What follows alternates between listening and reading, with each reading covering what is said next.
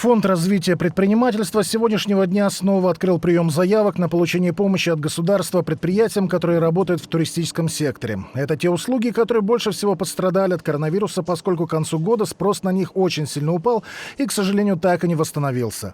Максимальный размер кризисной помощи для одного предприятия составляет от 60 тысяч до 180 тысяч евро в зависимости от сферы деятельности, потери оборота и налогов на рабочую силу предприятия.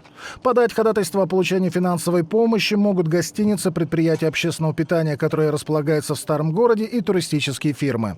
Также участвовать могут продавцы рукоделия, сувениров и эстонского дизайна, которые ничуть не меньше пострадали от отсутствия туристов, да и вообще от введенных жестких ограничений.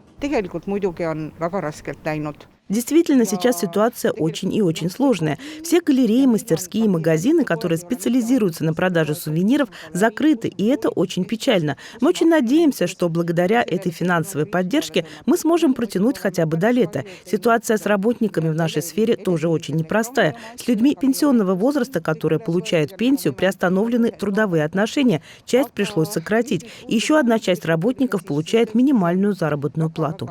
Некоторые предприятия, в частности общепита, все же могут как-то свести концы с концами. Хотя и тут понятно, что так долго ситуация продолжаться не может, и проблему нужно решать настолько быстро, насколько это возможно.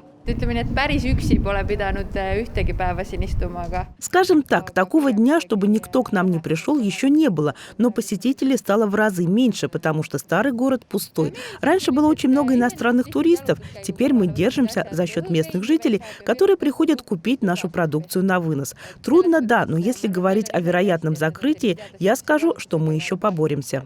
Всю информацию о том, как можно подать ходатайство, можно найти на сайте Фонда развития предпринимательства. Его адрес вы видите сейчас на экране.